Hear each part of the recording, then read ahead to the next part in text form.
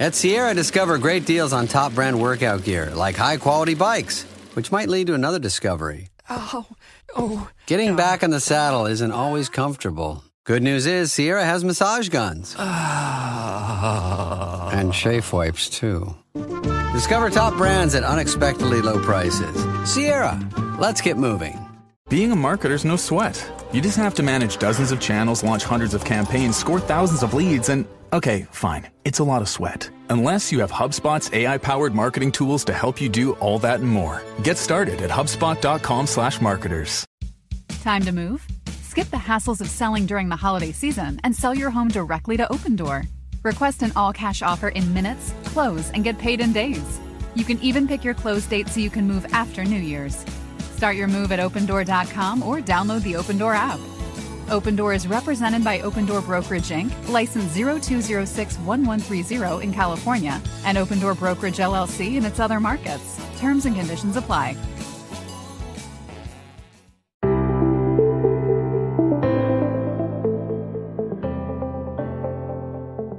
Hello and welcome to the Paddock and the Pavilion.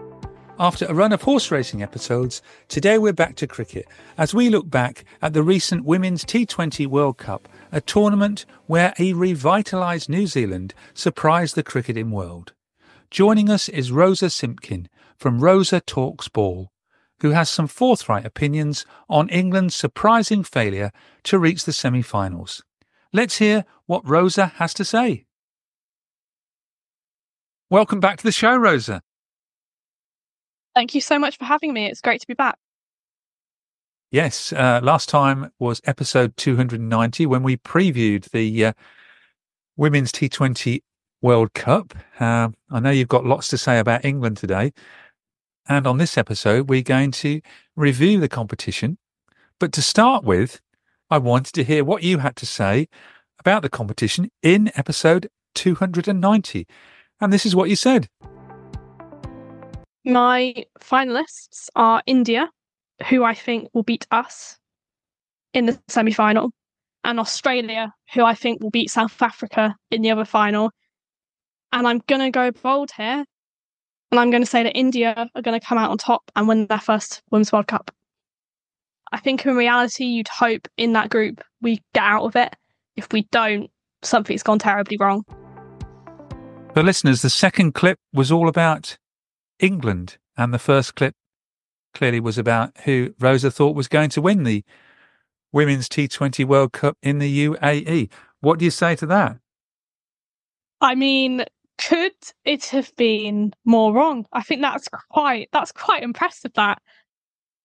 I mean, I predicted a semi-final of us and India, neither of which got out of their groups, which, as I said, would be a massive failure. It was a massive failure. And then I predicted the second semi-final correctly in Australia versus South Africa, but I predicted the outcome wrong. It's safe to say that the tournament didn't take the route I thought it was going to whatsoever. It certainly didn't. Who would have thought the semi-finalists would be New Zealand, the West Indies, I'm forgetting myself now, South Africa and Australia? I mean, clearly not me. Ironically, I think that's a better outcome. The semi-finalists we did have, it was so nice to see the Windies and New Zealand fighting it out on that bigger stage. But it would have been nice for India and England to get out of their groups, given my previous predictions. And that's after New Zealand had lost 10 matches on the trot before the World Cup, and last summer had lost all 7 matches against England. Yeah, it's rather baffling almost when you put it like that. I think it shows a different New Zealand, and we've seen it historically that New Zealand are a team that show up in that big moment. And I think, look, for them, they've gone all the way, and they finally, those veteran players of Sophie Devine, Susie Bates, Leah Tahuhu have managed to come out with the silverware, which they deserve for being at the top of the women's game for so many years. but it's kind of about now, how can they be at that level all the time and continue competing at that level, especially as we look at a 50 over World Cup in India next year. Yes, Susie Bates and Sophie Devine both made their debuts for New Zealand back in 2006. What impressed you most about New Zealand? A couple of things. I think their almost steadiness throughout the whole tournament. They knew how they wanted to approach their cricket and they really stuck with it.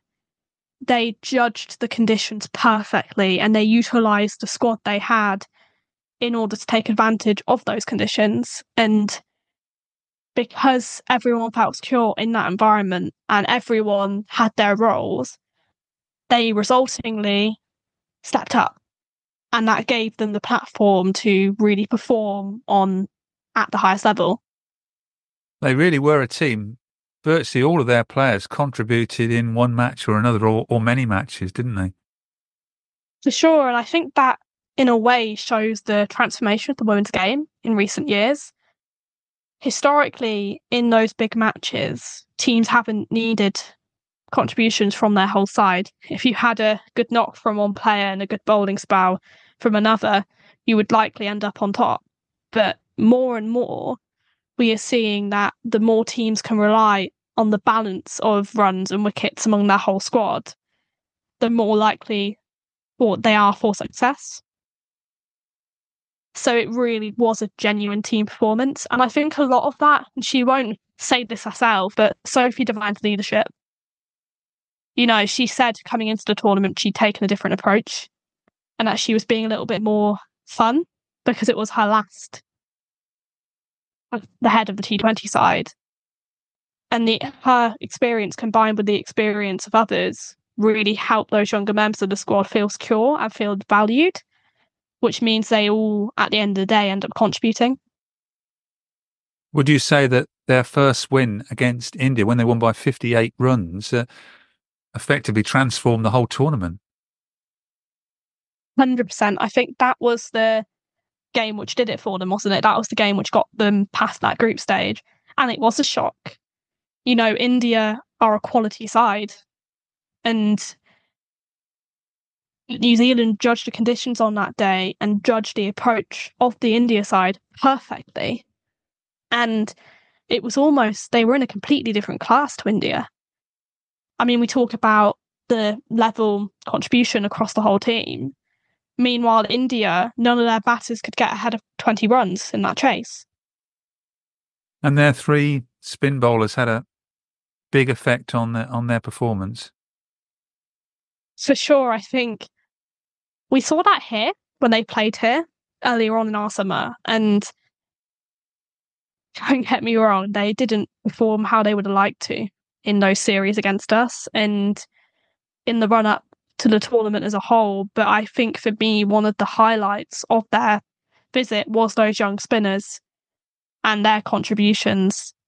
Because when you're in conditions such as the UAE, you need good spin. You need good spin options. You need your spinners to really step up. And they certainly did. Plus, they had the variety of a left armer, an off break, and a leg break bowler. The leg break bowler being the player of the tournament, Mealy Kerr. An absolute blessing, I think. Not only in terms of the variety for the captain, in terms of who she has where attacking each batter, but also as a batter, establishing yourself against spin when there's three completely different approaches being fired at you in conditions which are literally picture perfect for spin bowlers is a nightmare. And we saw New Zealand really applying that pressure with ball in hand, with their pace bowlers taking wickets at the top, and then their spinners kind of building that, bringing down the amount of runs, building that economical pressure and really kind of steadying their opposition, which was one of the key components to their success, even in the final. Yes, so Rosemary Mayer, third highest wicket taker with 10 wickets as well. A couple of English listeners may be listening to this and thinking, who? And I don't mean that in terms of Rosemary not being a name, but she missed that England tour. So for English fans, she wouldn't have been someone on their radar, but she is one of the rising talents of the game. And we talk a lot about pace and the evolving nature of pace bowling. And she, for me, is a youngster who is getting it all right. She has the perfect direction. She knows her line and length. She can adjust based on the conditions. And I hope to see her off the back of that tournament getting opportunities globally in franchise tournaments, in domestic tournaments, because quite frankly, she's proven herself at the highest level. One batter who English supporters would be familiar with, who couldn't buy a run, I don't think, you'll correct me if I'm wrong, in the England-New Zealand series in the summer, was Georgia Plimmer, who did so well with 150 runs at the tournament. I mean, just for context, Georgia Plimmer was a member of New Zealand's 2023 Under-19 World Cup squad. She's raw talent. She's 20 years old. And they've taken a risk. They took a real risk this year in really backing her to open and be at the top of that order. And it didn't pay off in England. And I think there were a lot of question marks about whether it was the right approach, but they stuck with it. And they committed to it. And it's really come off. She's a fearless batter. We see that more and more as young batters coming through. She has a full variety of shots. She can bat 360. But what she did so well, which so many struggle to do, was she actually utilised those conditions and chose her approach based on what was being thrown at her rather than just sticking to the way she always played, which I think was the downfall of a lot of the star batters across the teams in the tournament. That's a good point, Rosa. The teams that were the bravest, like the West Indies and New Zealand and South Africa, were the teams that were the most successful at the tournament. For sure, and I think not only that, but the teams who had a plan B. You know, we talk a lot about adapting to conditions, especially given the World Cup moved so last minute. And the teams which succeeded were the teams which approached those wickets as they came. They were the teams which approached those wickets with bravery. They didn't just sit back in their crease and nudge singles. And I think that was the real gap, which was apparent across the whole tournament between the teams which really went on to succeed and the teams which didn't make it out of their groups. Because New Zealand in the semi-final, they only won by 8 runs, but although they made runs at the top of the order, it was Izzy Gaze's 20 towards the end of the innings that really made a crucial difference in that match. That's another way we're seeing the women's game transform. The teams which batted deep, and not only the teams which batted deep, Izzy Gaze probably isn't a player which a lot of people will look to score those runs. But she felt prepared. They were so prepared as a side for those conditions. I don't know what the course of that was. Obviously, I'm not sat in that camp. I don't know whether it was the games they played running up to it, whether it was Sawyer and Devine and the way they approached guiding their side.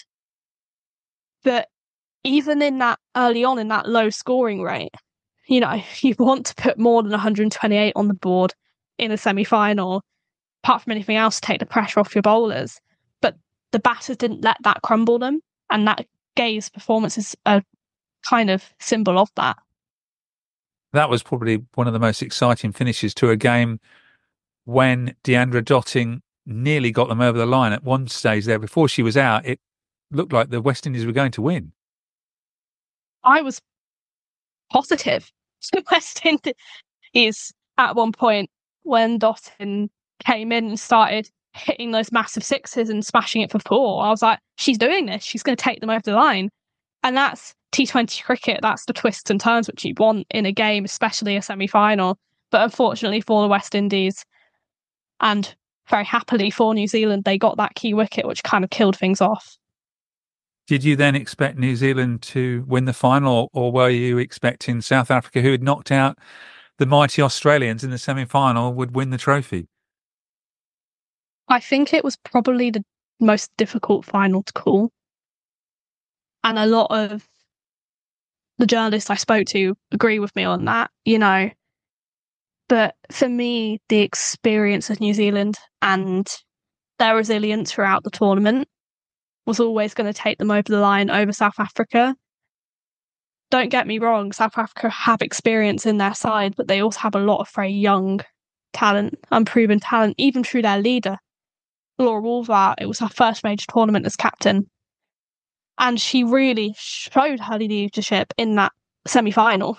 The way she approached the bowling order and also her batting performance, which I think kind of got buried a bit because of Annika Bosch. But Divine and Divine's leadership and Divine's experience, it was always going to edge them for me. Plus, they had Mealy Kerr in the final, who got 43 and 3 wickets. Player of the tournament. Whilst having cramp. I mean, she really, really put in a shift for them. Without those runs, I think South Africa probably would have had the confidence to chase that total.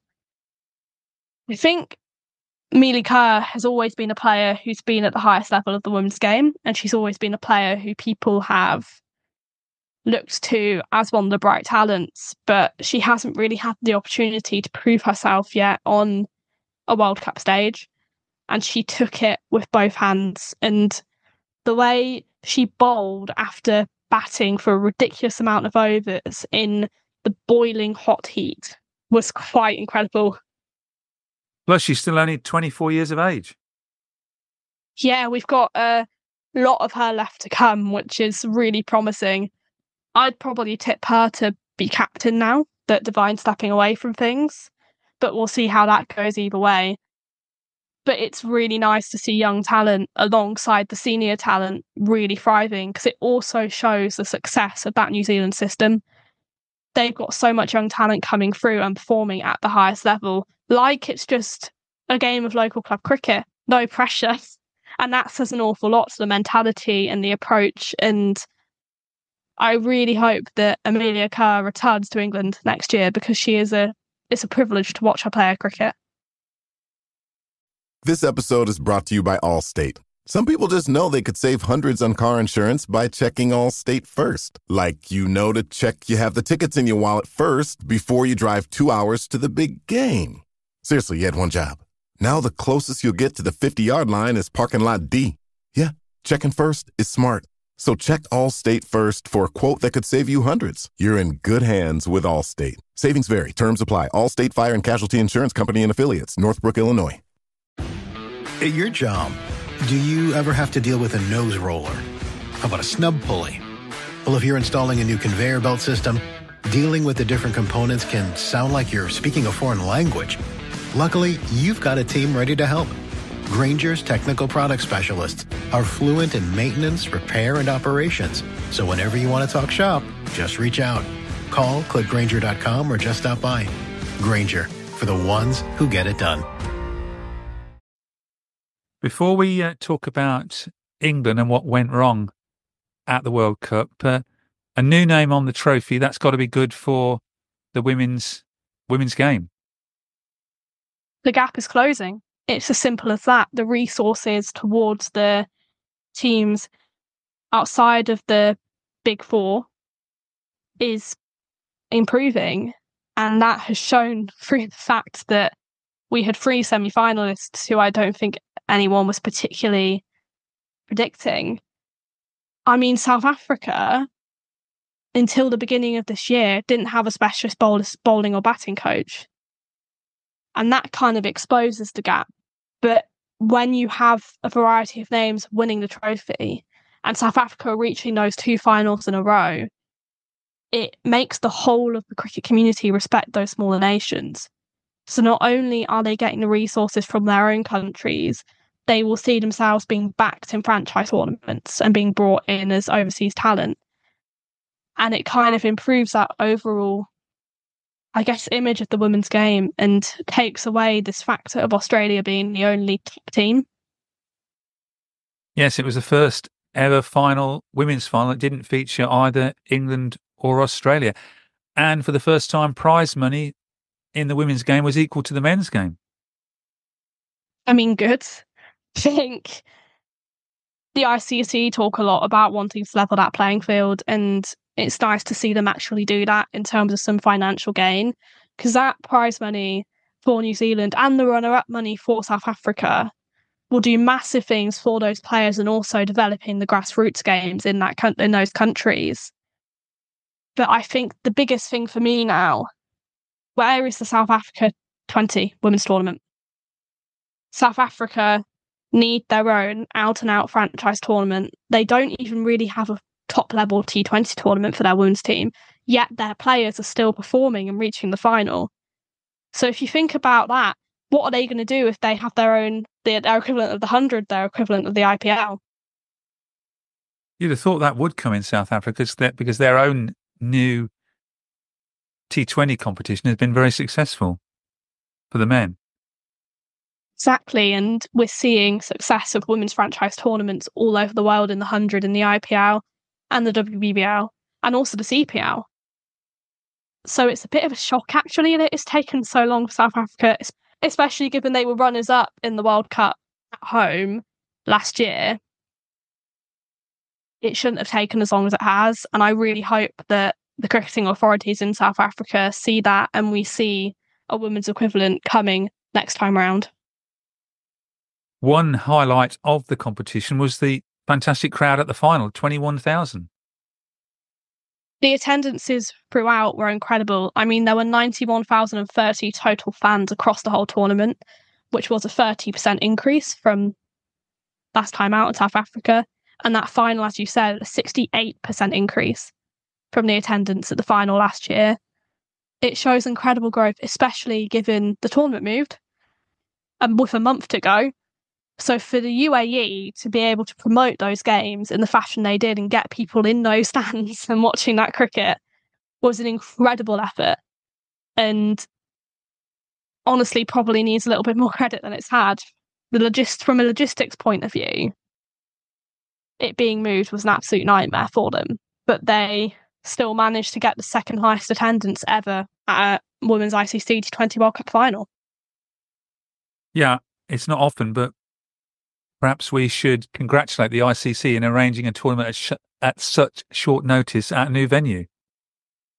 I don't often give the ICC much credit, but they did it very well. And also shout out to the cricketing bodies in the UAE for taking that on so last minute. Because if you think about how long Bangladesh had to prepare for it when they thought they were hosting, it's quite a quick turnaround to be told in a month you're hosting one of the biggest events in world cricket. So, yeah, fair play to them. Well, talking about the UAE, we're shortly going to be hearing from a guest on a future podcast on the Paddock and the Pavilion, because I spoke to Esha Oza, the captain of UAE, and she's going to shortly talk to us about what it's like fielding under the lights in the UAE. But let's move on to your favourite subject, England. Aside from the fielding, we'll come on to that when I bring that short clip from Esha onto the show. What went wrong for England? What went right for England? I think that's the real question. We won 3 games. Yes, 2 of them not very convincingly, though. I think the Scotland game was a bit of retaliation from our players. I think Scotland were quite unlucky to face us when they did. But look, the biggest thing is we crumbled under pressure again.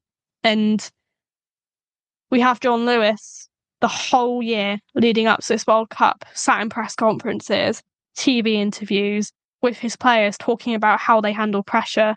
And yet, as soon as it counted in that final group stage game, they failed to come to it. And I honestly think there's not any excuses to not handling that pressure anymore.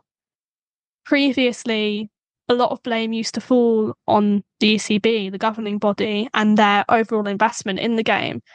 I'm not quite sure anymore what more they could be doing.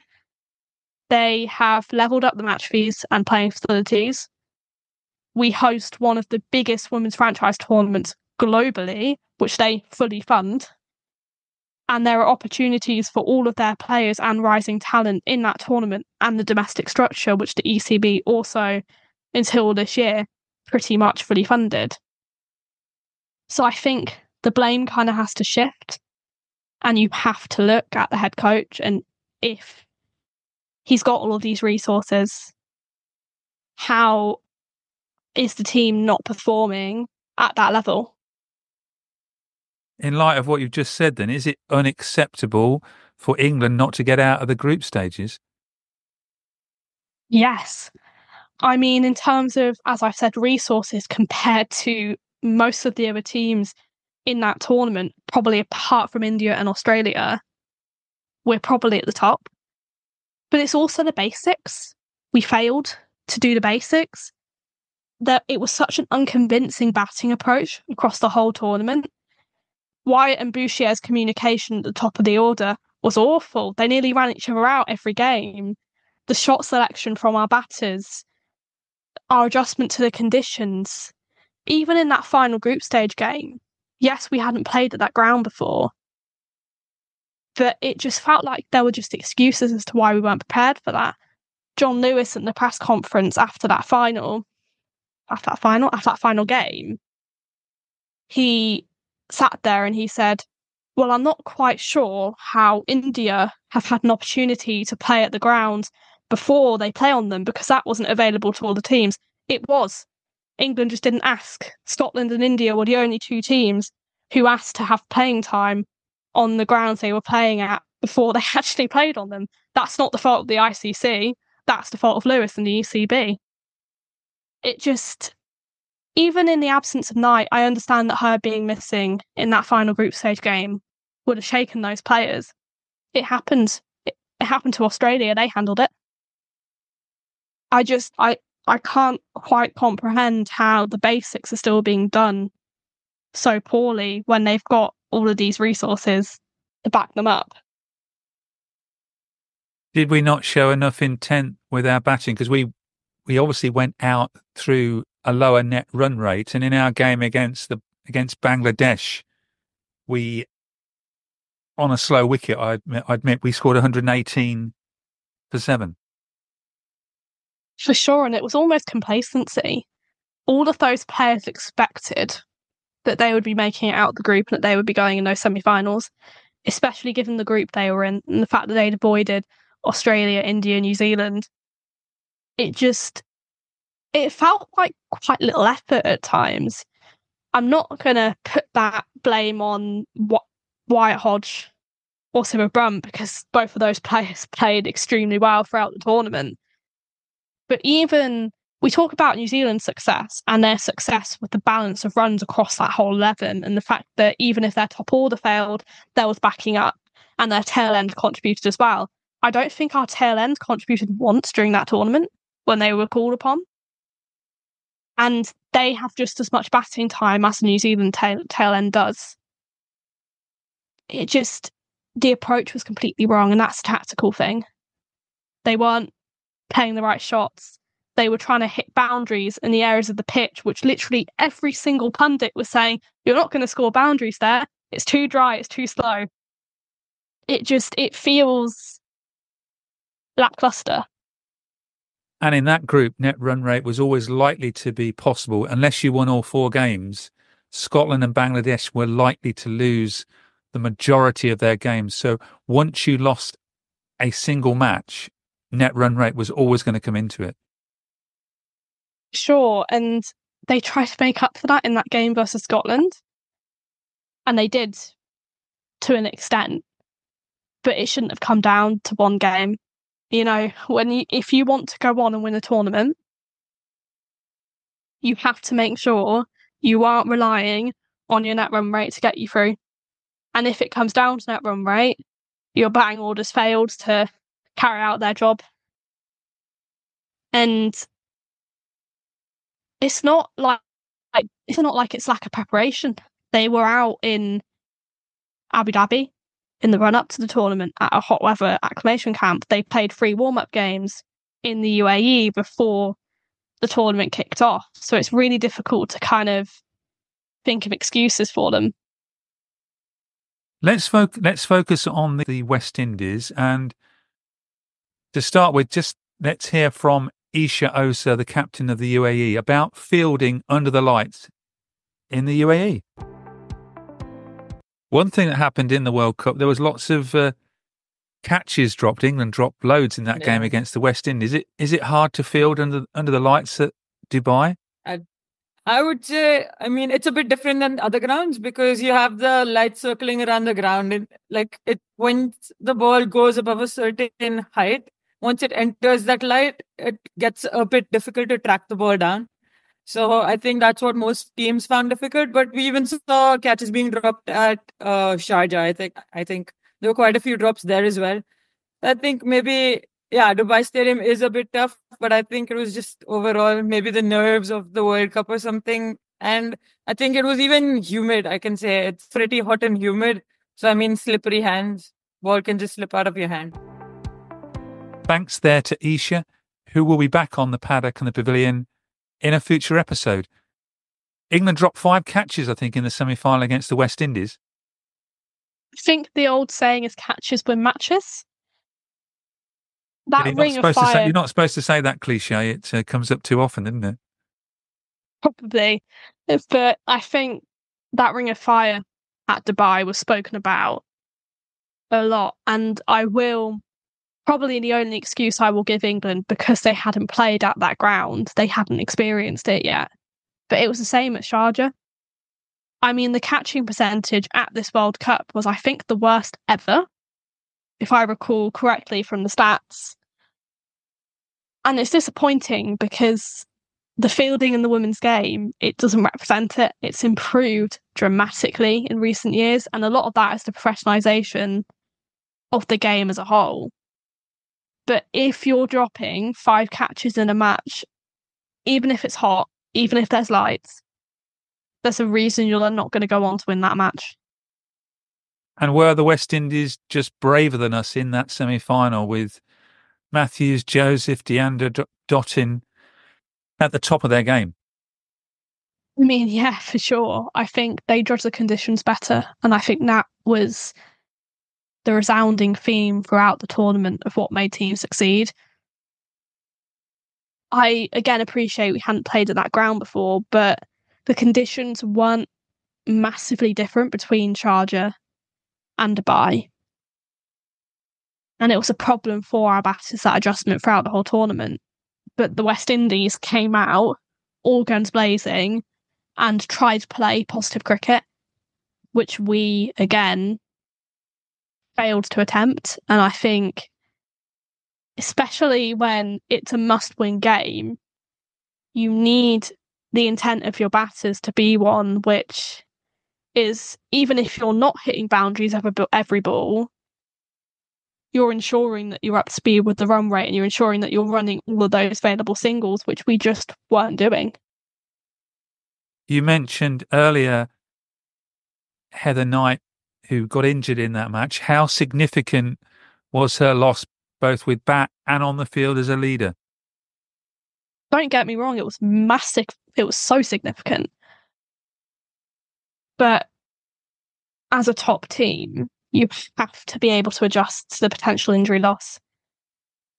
And we saw earlier on in the summer, which was seemingly ineffective, that game where John Lewis and Heather Knight completely stepped back and let one of the assistant head coaches and Natsira Brunt take charge. But that didn't prepare them. And I don't want to put the fall on Natsira Brunt because I don't think it was her or her captaincy. They just didn't really look like a team when she exited the pitch. They didn't look like a group of players who'd been playing together for a number of years, which they have. Everything was disjointed. Even when things weren't going their way, historically, England have always been quite good at hyping each other up. There was none of that. And it felt a bit dead. And you have to... The Aussies lost Alyssa Healy, pulled out last group stage match against India, and yet they managed to, under the pressure, perform. And I think that shows the difference of class between us and the top teams at the moment. So summing up, what mark out of 10 would you give England, and who of the England players came out with credit at the tournament? Oh, I mean, I've gone 5 out of 10 in terms of a mark out of 10. I think it wasn't despite what I'm saying, it wasn't a complete disaster. They won 3 group games, but it was average. It wasn't the England we're used to seeing. We weren't at the competitive level that we're used to playing at. And then in terms of Danny Whitehodge, had a very good tournament with bat in hand. I think she was 3rd highest run scorer across the tournament. I also am going to give credit to Amy Jones behind the stumps. She wasn't as good as her usual standards, but in those very, very, very hot conditions, and when we talk about the temperature, the games were at a minimum played in 35-degree heat. That's a hard job as a wicketkeeper, But she managed to stay calm and content, and she did a good job of managing those fielders throughout the tournament. Let's move on to the other home nation briefly, Scotland, making their debut at a T20 World Cup. How do you think they performed?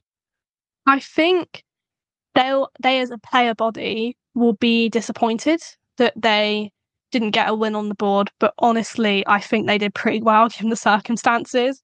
It's a massive step up. I mean, even in the game we played against them, you look at the teams lining up for the anthems and you look at the staff next to the pitch. Scotland had 6 members of staff at that tournament with them. And at least 1 or 2 of those aren't going to be coaches. England had a line of 17 members of staff. The resource difference is massive. Some of those Scottish players are still on pay-to-play contracts and aren't playing full-time cricket. Yes, there's a lot of their players who play in our domestic leagues, so they get that professional cricket, but they were nervous, and I think that's fair enough. I also think they were very unlucky with the scheduling. I think they only played day games, which, given the heat and the temperature, that's a lot, especially if you're from Scotland. I mean, you're not exactly used to playing in 40-degree heat, are you? All days of the year. But they've taken a massive step now, and it's so nice to have a local home nation performing at that level. And I honestly have all of the hope in the world that they are going to use this to increase their resources, to level up. And we've already seen that by the first full-time appointment of a coach.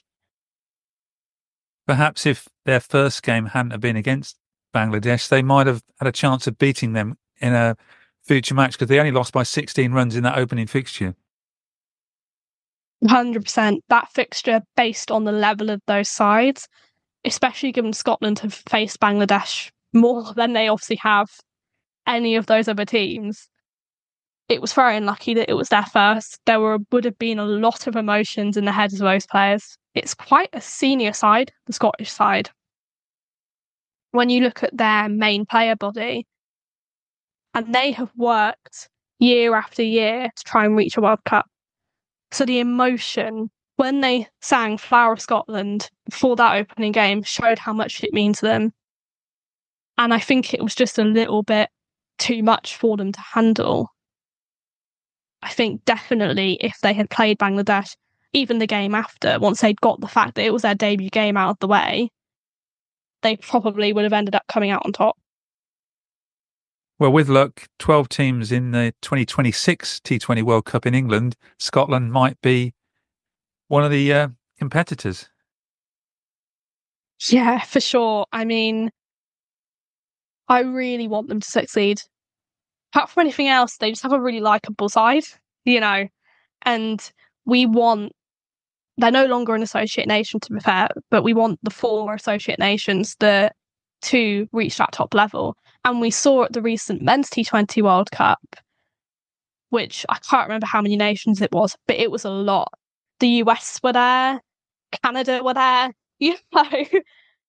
That's massive for the game. It genuinely makes it feel like a global sport. And not only Scotland, I really want to see Papua New Guinea up there, who Scotland have competed with a lot to reach a World Cup. And I think until we increase the amount of teams, that's unlikely, because there's only so many spots to go around, and Ireland missed out on this tournament as an example, who are usually up there. But you'd like to think that as Scotland increase the professional nature of their team, more and more of their players are playing here and cementing their places in the first teams of our professional sides, that they can be a little bit more competitive in familiar conditions next time around.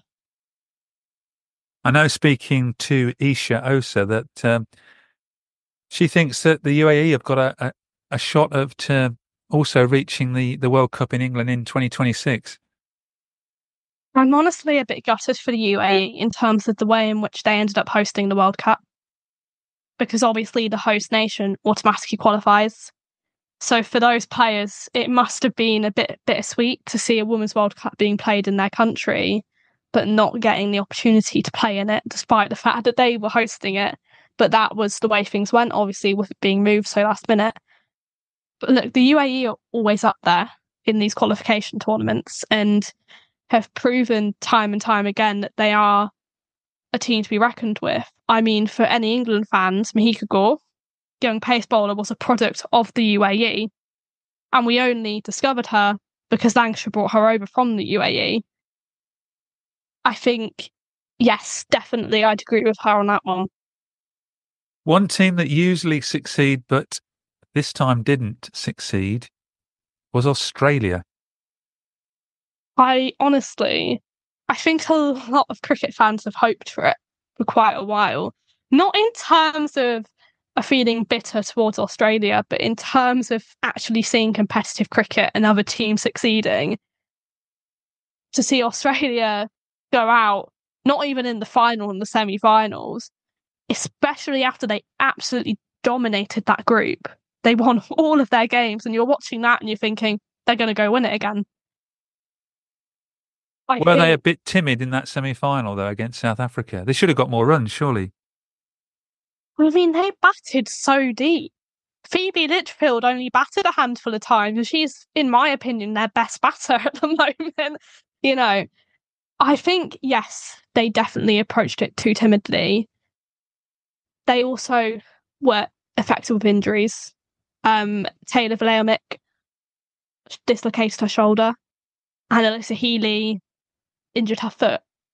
And in terms of that leadership, it affected them in the semi-finals, even though it didn't affect them in the group stage, under arguably the same pressure. I think they struggled to take wickets in that second innings, and if you've got the experience of Healy leading you, she knows how to approach that. She knows how to rotate their bowlers.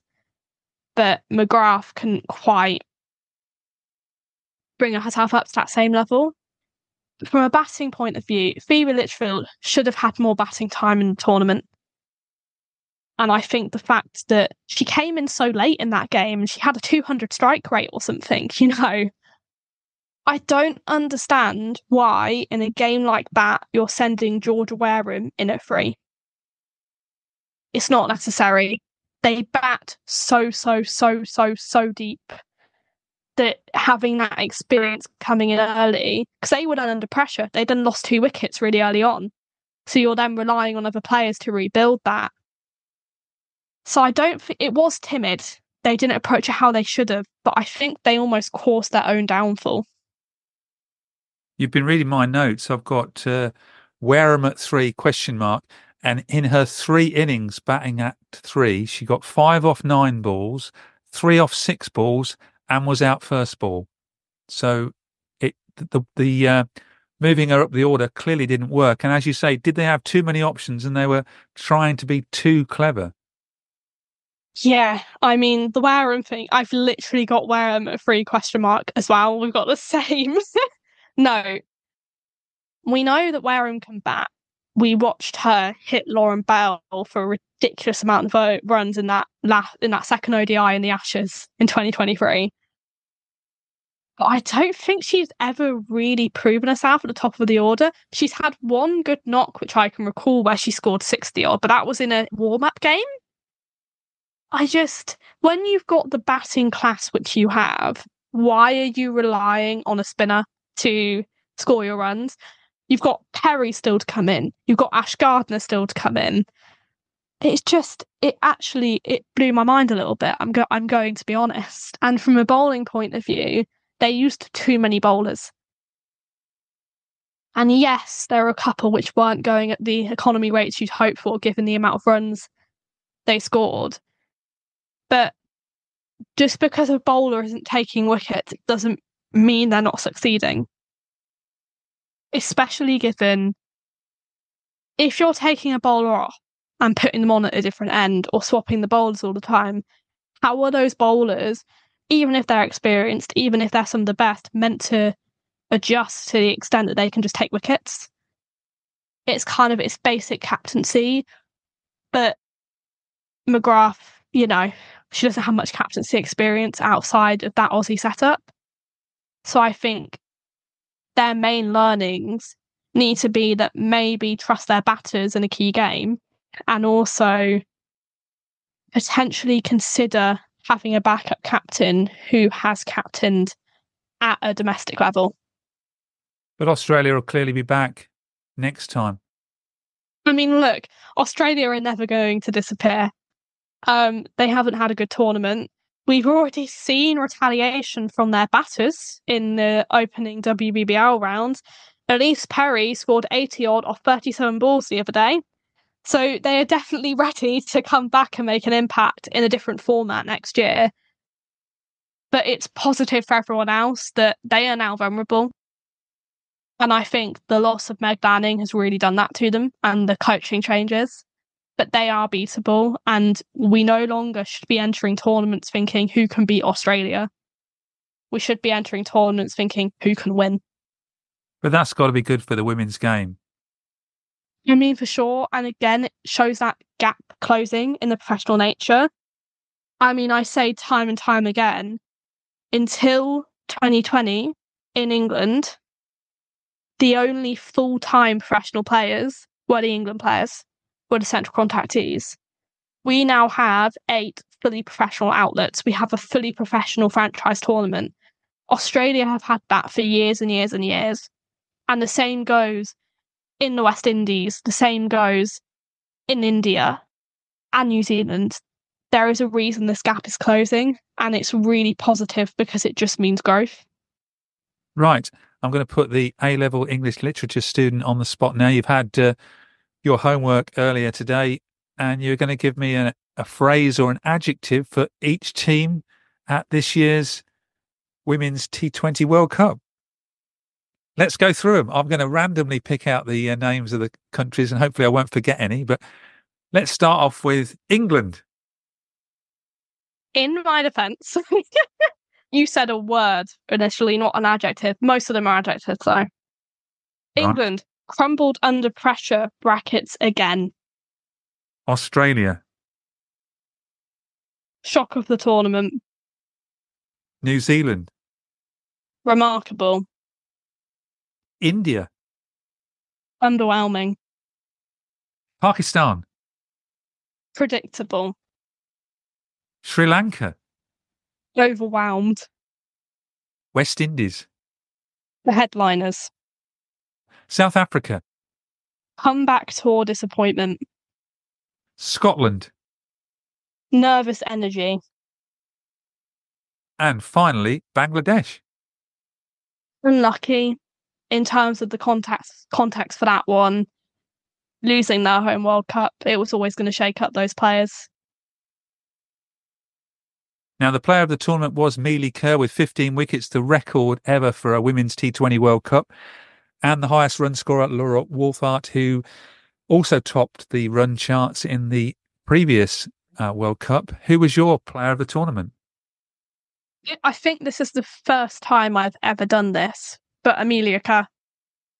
I mean, I'm aware that, as you said, she was the official player of the tournament, but for once, I really cannot disagree with that call. Top wicket taker, and also pivotal with the bat, and also performed in that final despite probably having heat stroke and definitely having cramp. I'd also like to mention Nonkaleku Malaba, who's the South African young left-arm spinner, the second highest wicket taker in the tournament. She took the most wickets by a South African at a T20 World Cup ever. So I think she's one to watch for the future, but Amelia Kerr overall. And I didn't ask you this in advance, but have you got a favourite moment of the tournament? Mine would have to be Deandra Dottin with those sixes in the semi-final. Oh, that's a good question. I mean, that moment's probably up there, but a non-cricketing one. But that moment after New Zealand won that World Cup, where Susie Bates and Sophie Devine just embraced, and you could see, you know, those two players who have been at the head of women's cricket since before I was born, you know, to see them come out on top and win ICC silverware was so incredibly rewarding, and definitely, probably the peak of the tournament for me. They're very young grandmas, aren't they? Yeah, they are. I think sport's a little bit brutal, isn't it? You're 32 and then, oh, you're an old woman, you know? Context is important at times, but they definitely are the grandmas in terms of that Kiwi cricket team. Well, thank you very much for talking about the Women's T20 World Cup 2024. Just before we go, next up for England, it's South Africa. Do you expect many changes? Yes. We have to try young talent. You know, I'd really like to see some of those young faces who shone in that Ireland series head over, even if it's just to be with the squad. We have to try different things, especially ahead of an Ashes. And succession-wise for Heather Knight, how do we go about preparing for the next captain? We start preparing a new captain. I know that sounds really basic, but we just haven't. I genuinely could not tell you who will captain after Heather Knight is gone, because we've not made any slight effort to prepare someone who isn't Natsara Bryant or Amy Jones, both of which are A, quite similar ages to Heather, and B, have made it very, very, very clear they do not want to captain England. We need to either bring someone in, like a Grace Scrivens, or start developing one of those young players. My pick would be Charlie Dean, but we'll see which way they go. I've heard that a lot about Grace Scrivens, but is she a bit young to be putting in as a captain when she's not actually playing in the team? I think as a start, you need to get her in that 11. She is a talent. I think a lot of people are continually questioning why wasn't she in that Ireland series. She's captain of Sunrisers. They were playing in the Rachel Hoflint Trophy semi-finals and finals, which they won. So, to be fair to Grace, she probably wanted to stay with her region to captain them to silverware at their last ever opportunity. But I think you need to get her in the team to see how it goes. We will have to wait and see about that, Rosa. South Africa first, then the Ashes. We'll have to do another podcast and try and get some extra guests in for some Ashes chat before they go off to Australia in, is it early mid-January, I think? The test match is last, isn't it? I think so, yes. I may be wrong, though. I've not got my head around it quite yet. But lots of cricket for the England women's team to play anyway, so that's good. It's always good, and I think it's safe to assume that it'll be televised here, so lots of cricket for people to watch. Including a test match, I believe, in South Africa. Yeah, 2 test matches over the winter. Honestly, feels like I'm dreaming a bit, to be honest. But crucial preparation for that Ashes test match. We saw in the home Ashes that test match kind of made Australia's Ashes, and that was what led them to win it. So it's crucial that we either draw with them or come out on top in that game. So the preparation versus South Africa could be pivotal towards that. Thank you very much for joining me during half term to look back at the Women's T20 World Cup, and look forward to speaking to you again in the new year. Thank you for having me. I look forward to speaking to you too.